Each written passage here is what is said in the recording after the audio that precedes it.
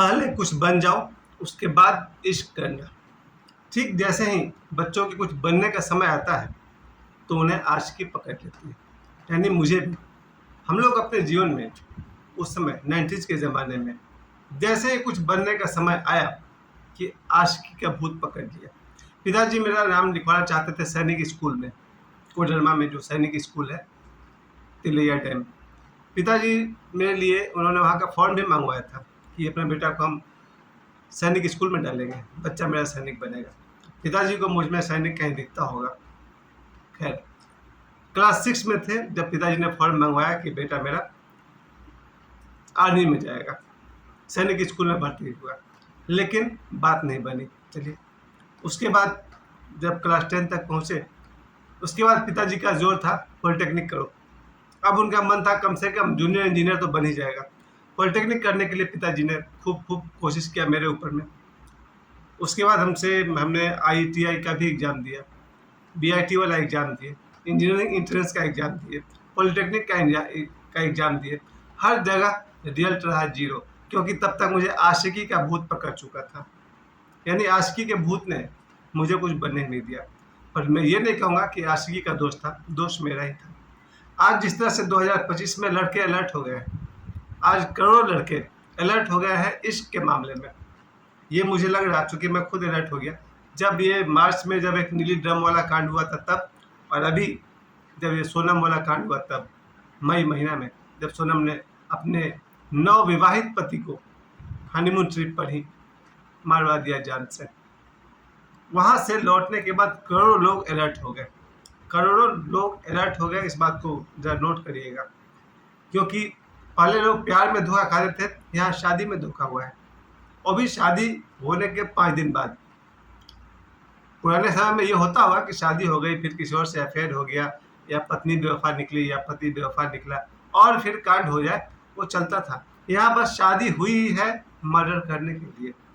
सोनम कांड में बहुत ही डिफरेंट केस है, ये बहुत ही डिफरेंट केस है। बाकी पुराने समय में क्या हो सकता था, पहले के लोग, मुझे याद है, वो जब भी कोई जायदाद लेंगे, प्रॉपर्टी लेंगे, तो अपने बीवी के नाम पर लेते थे। पुराने लोग अपनी प्रॉपर्टी पत्नी के नाम पर लेते थे, कारण जो भी हो।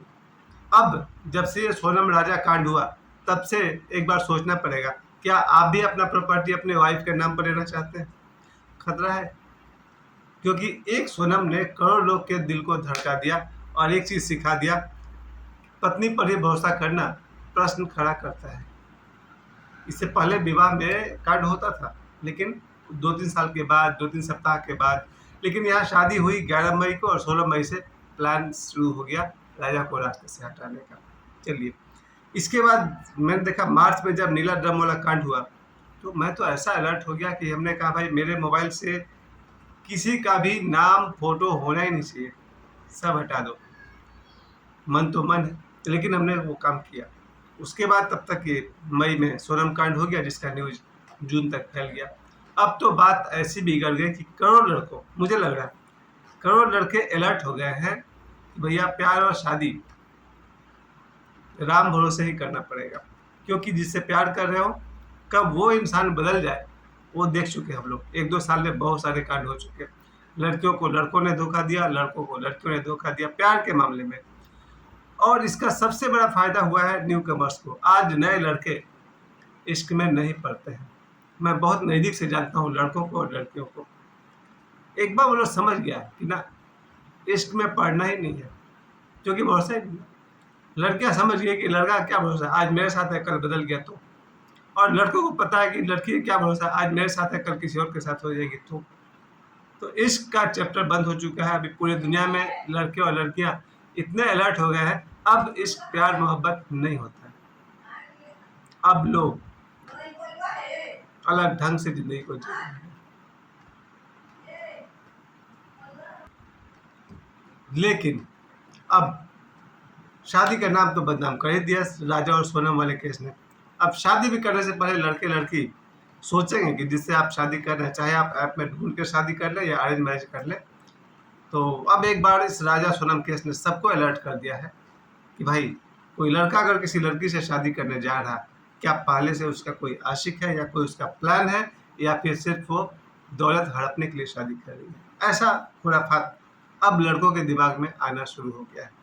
मेरे दिमाग में तो आया है कि अब जब भी कोई आदमी शादी करे, कौन जाने होने वाली बीवी का इरादा कुछ हो, पहले से कोई आशिक हो या फिर ज़्यादा धड़पना चाहते हो, क्या क्या हो सकता है। और दूसरी तरफ मैं तो कहूँगा हाफ साइड सोचना ही नहीं है, लड़कियों को भी सोचना चाहिए कि वो जिससे शादी करने जा रहे हैं इरादा क्या है। खैर, होगा वही जो नसीब में लिखा होगा, क्योंकि मेरा अपना दावा है। हम लोग जब 17-18 साल का थे तब से ये दावा करते थे, शादी ब्याह वही होगा जहाँ आपकी किस्मत में लिखा होगा। मैंने अपनी ज़िंदगी में जितने शादी ब्याह देखे, अपने परिवार में, परिवार के बाहर, दोस्तों में, सब में एक बात तो समझ में आ गई, कितना भी माथा पटक लो, शादी वही होगी जहाँ लिखा होगा। मेरे सारे रिश्तेदार और दोस्तों ने इस बात को अनुभव किया। खुद मैंने, मेरी जो शादी हुई है वो भी किस्मत का खेल है। किसी आदमी के बस की बात नहीं है कि मेरी शादी करा दे। ये बात तो समझ में आ गई कि भाई शादी ईश्वर की खेल है। लेकिन करियर, नौकरी, ठीक जिस समय कुछ बनने का समय आता है आशिकी का भूत पकड़ लेता था, अब नहीं पकड़ता। 2025 में लड़कियों ने एक बात तो सीख लिया हुआ है, कमाना। आज के बच्चे ज़्यादा अलर्ट हैं 1990 की अपेक्षा। हमारे 90s के ज़माने में लड़के कहीं से घूम के आएंगे 3 वक्त तक खाना मिल जाता था। लेकिन आज के लड़के लड़कियां पैसे कमाने में अलर्ट हैं, और मुझे लग रहा है वो पैसे कमा भी लेंगे। आज के लड़के के हाथ में 50,000 का मोबाइल है, हमारे समय में 10 रुपया से ऊपर मुश्किल से होता था। इसका मतलब अब लड़के लड़कियां पैसों को कीमत दे रहे हैं, और देना भी चाहिए। राजा सोनम केस से एक बात तो सीख लो सभी लड़कों, कमाओ पहले, बाकी बाद में देखेंगे। और लड़कियों को भी मैं यही कहूँगा, किसी पति का भरोसा जीवन भर करने से अच्छा है कि कमाओ। अब कैसे कमाओगे वो तो इतना आसान नहीं है मुझे कहना। मिनिमम एक पॉइंट मैं हमेशा कहता हूँ बच्चों को या बड़ों को, पढ़ाई को इग्नोर मत करो। एजुकेशन को इग्नोर किया फिर बहुत गड़बड़ हो जाएगा। कम से कम कुछ नहीं आता है, पढ़ाई में ईमानदार रहो। उसके बाद अगर आपके पास कोई टेक्निकल एजुकेशन है बेटर है, नहीं है तो अपने माता पिता भाई दोस्तों से एडवाइस लेकर के करियर बनाओ। इश्क का चक्कर छोड़ ही दो, वो बड़ा आसान काम है। आसान इसलिए भी होता तो वही मुकद्दर से ही है। एक समय था जब हम लोग लैला मजनू और सोनी महिवाल की कहानी पढ़ते थे, तो प्यार भी किस्मत से ही होगा और शादी भी किस्मत से होगी, बस नौकरी किस्मत से नहीं होगी। नौकरी जब भी होगी मेहनत से होगी।